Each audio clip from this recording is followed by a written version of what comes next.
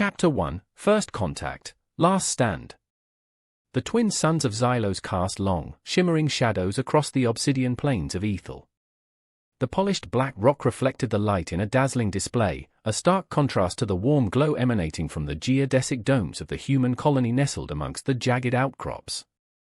Inside one such dome, the aroma of roasted synth meat mingled with the earthy scent of freshly cultivated hydroponic greens. Around a low, circular table, the colony's leadership gathered for their evening meal. Dr. Ariston, his face etched with a mixture of weariness and determination, pushed a strand of unruly brown hair from his eyes. At 38, the lines on his face spoke of long hours spent poring over complex equations and wrestling with the challenges of establishing a sustainable human colony on the far edge of explored space. The latest scans show no significant Krill activity, Captain Eva Rostova announced, her voice firm despite the underlying tension. Eva, a veteran of Earth's last interstellar conflict, possessed a steely gaze that belied her surprisingly gentle nature. Her blonde hair was pulled back in a tight braid, practical and efficient, mirroring her personality. Jax, a young engineer with perpetually grease-stained hands and an infectious enthusiasm, grinned. "That's good news, right? Means we can finally get that new hydroponics system online."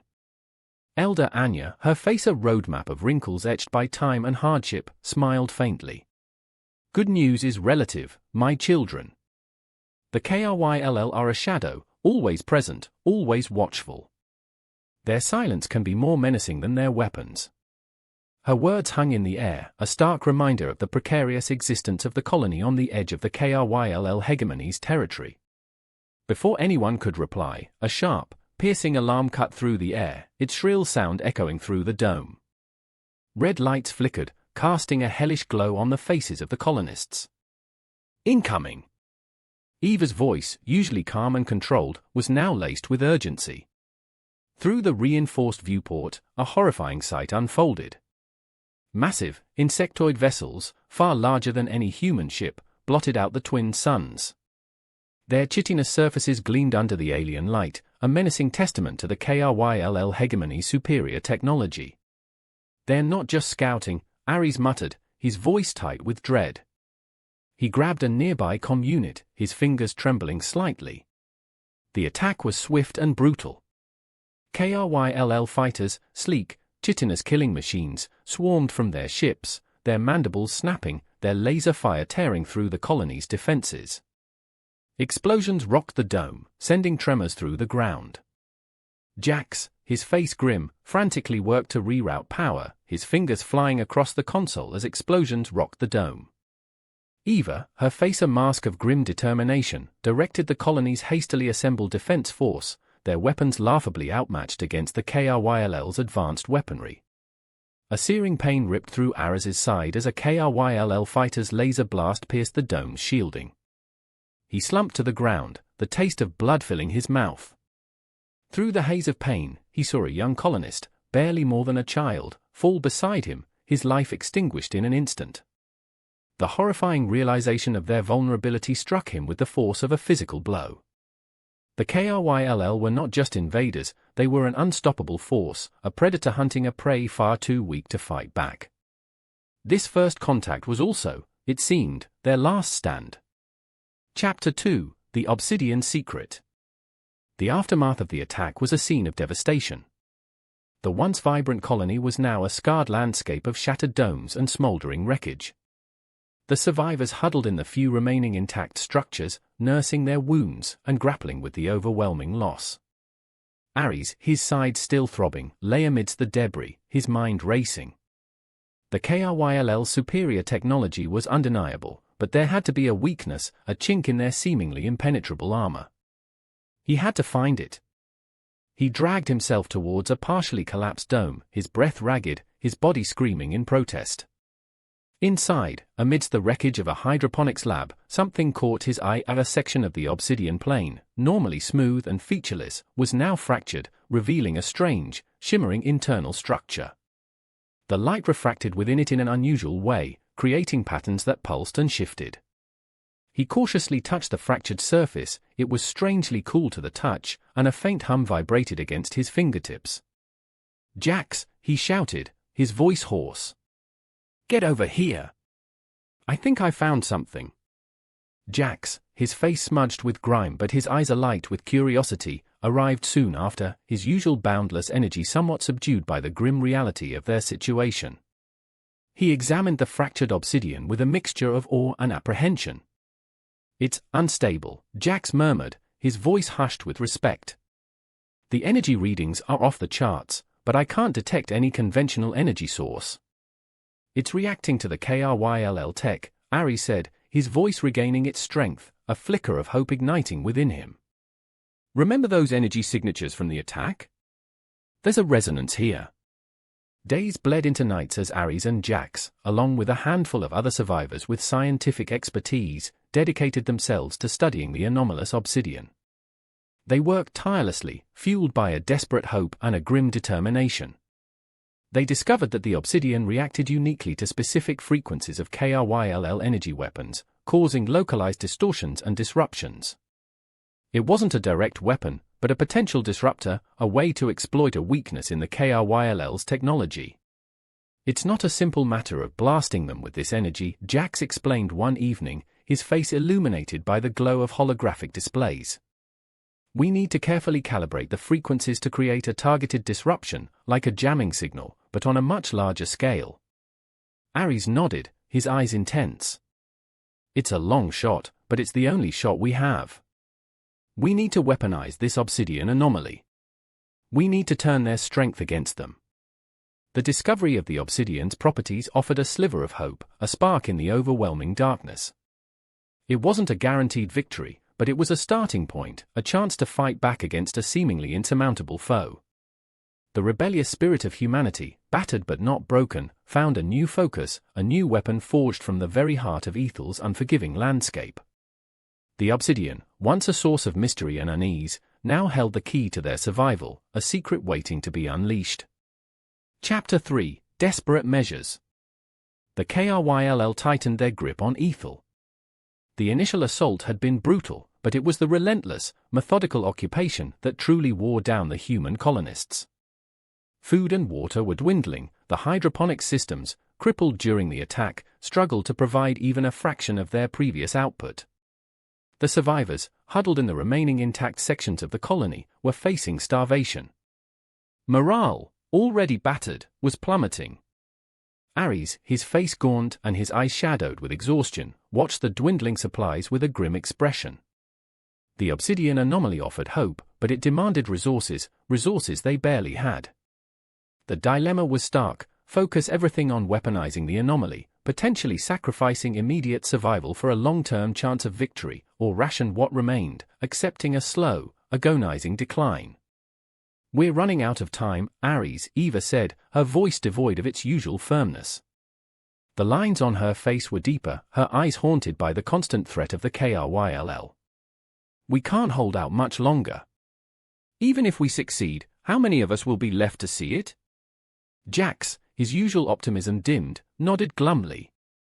"The energy conversion system requires more power than we can currently generate.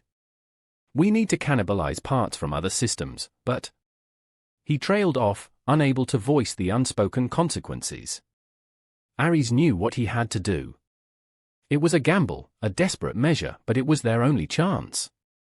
"We're going to weaponize the anomaly," he declared, his voice firm despite the tremor in his hands. "We'll strip down the remaining structures. We will divert all available resources. We are going to fight." His decision wasn't met with unanimous agreement. Elder Anya, her face etched with sorrow, approached him later that day. "Ares," she said softly, her voice filled with a profound sadness, "this path you've chosen, it demands a sacrifice. Are we ready to pay the cost?" Ares looked at her, his gaze unwavering. "We have no choice, Anya. To surrender is to die. To fight, however small the chance, is to choose life. This is not just a fight for our survival, it's a statement of our will." The following days were a blur of frantic activity. The colonists worked with feverish intensity, dismantling functioning systems to salvage parts for the weapon. They salvaged metal, repurposed circuitry, and repurposed scavenged materials. The air buzzed with a tense energy, a mixture of fear, hope, and grim determination. The sacrifice was immense, but the resolve to survive burned brighter than ever before. Even amidst the grim struggle, a shared purpose united them. They were fighting not only for their own lives, but for the future of humanity, a future they were determined to build, even from the ashes of their present. The desperate struggle to survive was transforming them, forging a bond of unity and purpose from their shared adversity. Chapter 4: A Glimmer of Hope. The makeshift workshop, carved from the remains of a collapsed medical bay, hummed with a chaotic energy. Wires snaked across the floor, sparks occasionally flying as Jax wrestled with recalibrating the energy converters. Ares, his face smudged with grease and grime, meticulously adjusted the frequency modulator, his brow furrowed in intense concentration. The air was thick with the smell of ozone and desperation. Days blurred into a relentless cycle of work, punctuated only by snatched moments of rest and the ever-present anxiety of the KRYLL's looming presence. "The resonance is unstable," Jax reported, his voice strained. "Slight fluctuations in the Obsidian's energy field are causing unpredictable spikes in the output. We're close, but..." Ares, without looking up from his work, nodded grimly. "Close isn't enough, Jax. We need perfect resonance. The KRYLL shields won't falter unless we hit them with precisely the right frequency." He adjusted a tiny dial, his hand steady despite the tremor that ran through him. A low hum filled the air, growing in intensity. The obsidian fragment at the heart of the device pulsed with an eerie, internal light. Suddenly, a blinding flash illuminated the workshop, followed by a low, guttural groan from the device itself. "What was that?" Jax asked, stepping back cautiously. I think we did it," Ares breathed, his voice barely a whisper. He ran a series of diagnostics, his eyes widening with disbelief and then relief. "The resonance is stable. Perfectly stable." The device, which they christened the Obsidian Mirror, was complete. It wasn't a weapon in the traditional sense, it was a disruptor, a tool designed to exploit a previously unknown weakness in the KRYLL's energy shields. It was a gamble, but it was their only hope. The first test was nerve-wracking. They aimed the device at a KRYLL scout drone that had ventured too close to the colony's makeshift defenses. With Ares's hand hovering over the activation switch, a hush fell over the small group. He took a deep breath and pressed the button. A wave of focused energy surged from the Obsidian Mirror, invisible but potent. The KRYLL drone faltered, its shields flickering and then collapsing. The drone plummeted to the ground, its systems fried. A collective gasp of awe and relief echoed through the workshop. They had done it. Against all odds, they had found a way to fight back. The discovery was more than just a technological breakthrough, it was a symbol of human resilience, a testament to their unwavering determination in the face of overwhelming adversity. A glimmer of hope, fragile yet persistent, had pierced the darkness. The fight was far from over, but for the first time in days, a palpable sense of optimism began to bloom amidst the ruins. Chapter 5: The Weapon of Reflection. The successful test of the Obsidian Mirror ignited a spark of hope within the ravaged colony. But the fragile optimism was tempered by the harsh reality: one disabled drone was a far cry from defeating the KRYLL hegemony. The device needed refinement, amplification, and, most importantly, a plan for deployment. The survivors, their spirits rejuvenated, plunged into a new phase of intense activity, transforming the makeshift workshop into a hive of frantic but focused energy. Ares, his exhaustion replaced by a steely determination, worked alongside Jax to enhance the Obsidian Mirror. They scavenged parts from wrecked machinery, repurposed existing technology, and pushed the boundaries of their ingenuity. The modifications were radical, bordering on reckless, but the urgency of the situation demanded bold action. "We need to increase the range," Jax said, wiping sweat from his brow. At its current power, the Obsidian Mirror is only effective at close range. We need to reach those KRYLL ships before they can unleash another devastating attack. "And we need redundancy," Ares added, his voice grave. "One malfunction could mean the end of everything. We need multiple units, each capable of independent operation." Days and nights blurred into a frenzied race against time. They worked tirelessly, fueled by adrenaline and the unwavering belief that they could turn the tide. The other survivors, their initial despair replaced by a renewed sense of purpose, joined the effort, contributing their skills and expertise to the collective struggle. They were building more than just a weapon, they were constructing a symbol of their defiance, a monument to the indomitable human spirit. The final version of the Obsidian Mirror was a marvel of improvisation and ingenuity. It was larger, more powerful, and more stable than the prototype. 3 fully operational units, each encased in a protective chassis fashioned from salvaged KRYLL technology, stood ready.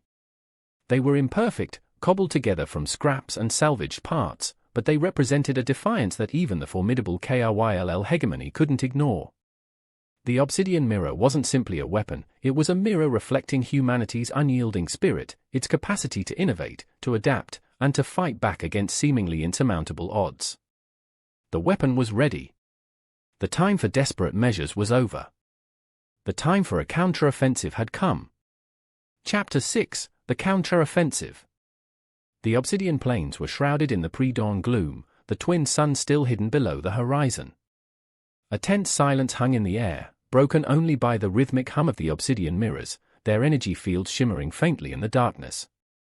Ares, his face grim but resolute, surveyed the 3 units, positioned strategically around the perimeter of what remained of the colony.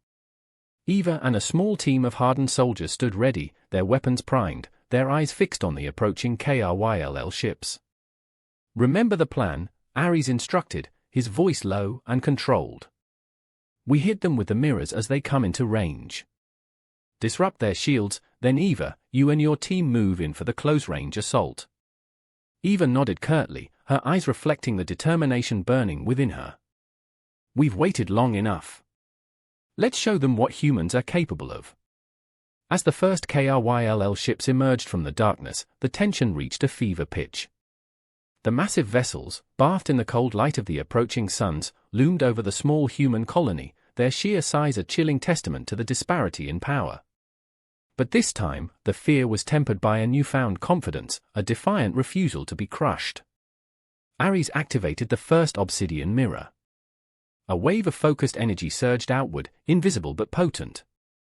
The lead KRYLL ship, caught off guard, shuddered violently as its energy shields flickered and then collapsed. The other 2 mirrors followed suit, targeting the remaining ships as they approached. Chaos erupted. The KRYLL, stunned by the sudden disruption of their superior technology, reacted with confusion and panic. Their disciplined formations broke down, their attacks becoming erratic and disorganized. Explosions rocked the sky as KRYLL fighters crashed to the ground, their shields neutralized by the human-engineered technology. Seizing the opportunity, Eva and her team launched a daring assault, their smaller, more agile vehicles slipping through the gaps in the KRYLL's shattered defenses. Their weapons, though inferior, were now surprisingly effective against the vulnerable ships. The battle was fierce, brutal, and close quarters, a desperate dance of survival amidst a maelstrom of laser fire and explosions. Ares watched from the sidelines, his heart pounding in his chest, as the human fighters showed remarkable courage and tactical brilliance, making up for their inferior firepower with unmatched ingenuity and unwavering determination. It wasn't a complete victory, losses were sustained, but it was a decisive turning point. The KRYLL, for the first time, had tasted defeat. The humans, outgunned, outnumbered, and seemingly destined for annihilation, had fought back with unexpected ferocity and ingenuity. The counteroffensive was a symbol of human resilience, a statement of defiance ringing across the silent plains of Aethel. The Obsidian Plains had witnessed their last stand. Now they witnessed their fight back. Chapter 7: Echoes of Rebellion. The aftermath of the counteroffensive was a scene of both devastation and triumph. The Obsidian Plains were littered with the wreckage of KRYLL ships, a stark testament to humanity's unexpected victory. The human colony, though battered and scarred, stood defiant, a beacon of resilience against the backdrop of the alien landscape.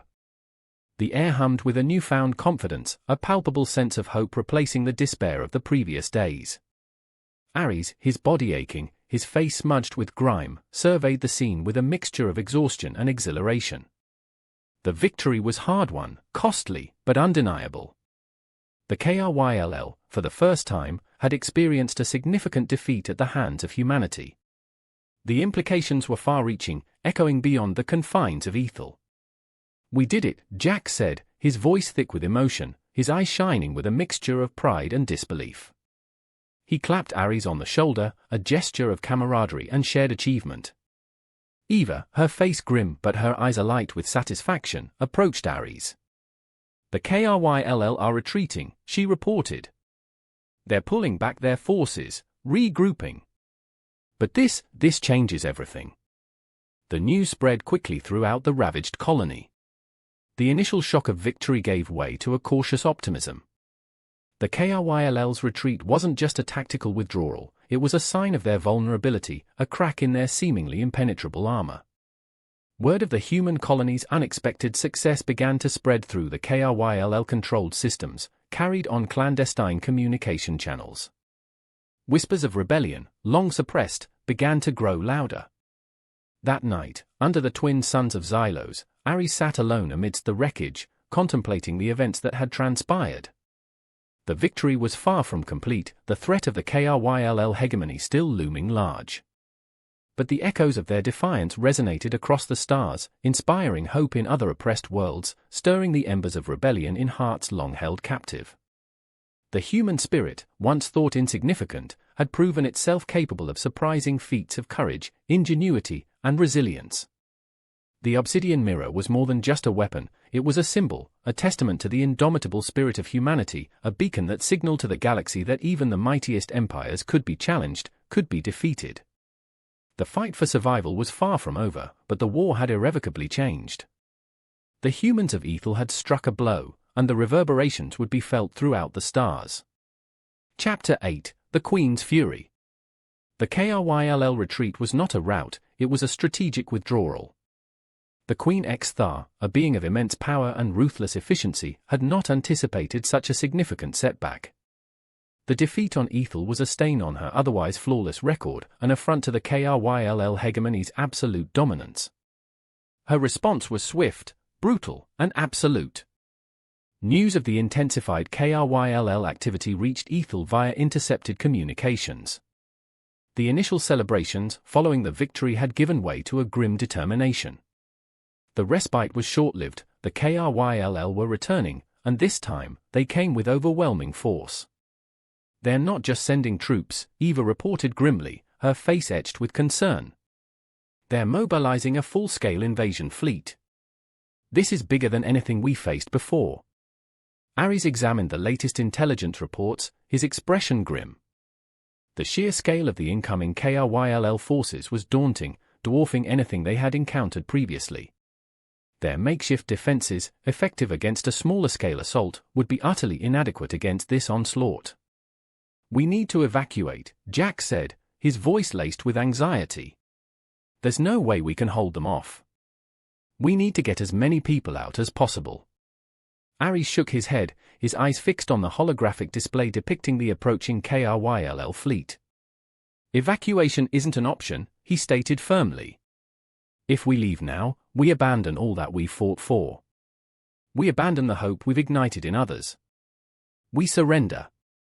His words ignited a spark of defiance within the others. They wouldn't abandon their fight. They wouldn't let the sacrifice of their comrades be in vain. The battle for Aethel would become a symbol, a desperate, bloody stand meant to inspire others to resist the Krill hegemony. Despite the overwhelming odds, the humans would fight. The ensuing battle was a whirlwind of destruction. The Krill launched a relentless barrage of firepower, overwhelming the colony's meager defenses. The Obsidian Mirrors, despite their effectiveness, were pushed to their limits. Casualties mounted, and the surviving colonists fought with a desperation born of knowing that this might be their last stand. The fight became less about survival and more about making a statement. A statement of defiance that would resonate through the galaxy. Against overwhelming odds, humanity fought on, fueled by the indomitable spirit that had always defined them. The fate of Aethel hung precariously in the balance, a beacon of resistance shining brightly in the face of a relentless galactic empire. The Queen's fury was a storm, but humanity's defiance was a lightning rod, attracting the full force of the storm, but refusing to be broken. Chapter 9, A Tennis Piece. The battle for Aethel had been a Pyrrhic victory. The Krill had been repelled, but at a terrible cost. The colony lay in ruins, a testament to the ferocity of the conflict. Casualties were heavy, and the surviving colonists were exhausted, wounded, both physically and emotionally. The Obsidian Mirrors, battered but functional, stood as silent sentinels amidst the devastation. Ares, his face drawn and weary, surveyed the wreckage. The victory had been hard-won, a testament to human resilience, but it had also exposed the limitations of their strength. A complete victory was impossible. The Krill hegemony remained an overwhelming force. A new strategy was required, one that moved beyond brute force. "We can't keep fighting this way," Eva said, her voice weary but resolute. "We've shown them we can fight, but we can't win a war of attrition. We need to find another way." Jax, his face pale with exhaustion, nodded in agreement. Maybe we can negotiate. Show them we're not just a threat to be eliminated, but a potential ally." The idea of negotiating with the Krill hegemony was radical, even dangerous. It meant accepting a degree of compromise, acknowledging their superior power. But as Ares looked at the devastated landscape, at the faces of the exhausted survivors, he knew it was their only option. The negotiations were fraught with tension and mistrust. The Krill emissary, a towering insectoid whose very presence exuded an aura of power, was dismissive, arrogant. They presented humanity's victory as a mere anomaly, a fleeting moment of luck. But Ares, his voice steady and unwavering, articulated the terms of a tenuous peace, recognition of Aethel as a sovereign human colony, a guarantee of non-interference, and an exchange of scientific and technological information. It was a delicate balance, a high-stakes gamble.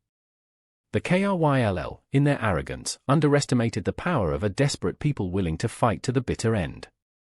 They agreed to a ceasefire, a fragile peace that could easily shatter at any moment. But it was a start, a chance for survival, a chance to heal and rebuild.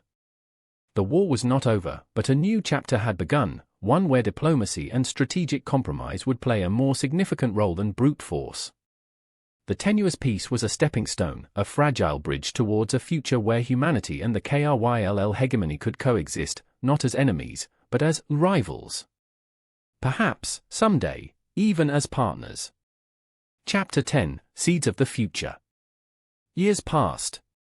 Aethel, once a battle-scarred wasteland, was slowly being reborn. The geodesic domes, rebuilt and reinforced, shone brighter than ever before. The hydroponic systems, improved and expanded, thrived under the twin suns. The scars of war remained, a poignant reminder of the sacrifices made, but a palpable sense of hope filled the air. Ares, his hair now streaked with grey, but his eyes still burning with an unwavering intensity, oversaw the construction of a new research facility, a testament to the technological exchange agreed upon during the tenuous peace. Krill scientists, initially wary and aloof, had gradually come to respect their human counterparts, impressed by their ingenuity and resilience. The collaboration was yielding remarkable results, pushing the boundaries of scientific understanding and creating new technologies that benefited both species. One evening, Ares sat with Jax, now a seasoned engineer overseeing the colony's technological advancements, on the observation deck overlooking the plains. The obsidian landscape, once a symbol of war, now seemed to shimmer with potential. "Remember those early days, Jax?" Ares said, a wistful smile gracing his lips. "Who would have thought we'd be here, collaborating with the Krill?" Jax chuckled, a deep, hearty sound. "Who would have thought we'd even survive?" "We survived because we fought," Ares replied. "We fought for our right to exist. We fought, and we won, not by crushing our enemy, but by proving ourselves worthy of respect. Worthy of coexistence." Their conversation was interrupted by a Krill envoy arriving on a diplomatic shuttle. The envoy, a younger insectoid than the previous one, conveyed a message from Queen Aethel. She spoke of a new era of cooperation between the Kryll hegemony and the human colony of Aethel, a mutually beneficial partnership built on respect and understanding, instead of conflict. The message was a confirmation of the tenuous peace, a new dawn replacing the storm of war. Ares looked out at the vibrant colony, a symbol of human resilience and ingenuity. The seeds of a new future had been planted, a future where different species, once enemies, could coexist, collaborate, and even prosper together. The journey was long, the path uncertain, but the horizon held the promise of a future free from the shadow of war. The seeds of peace, planted amidst the ruins of conflict, were beginning to sprout, promising a harvest of hope for all. The battle for survival had ended, the journey towards a future of cooperation had begun.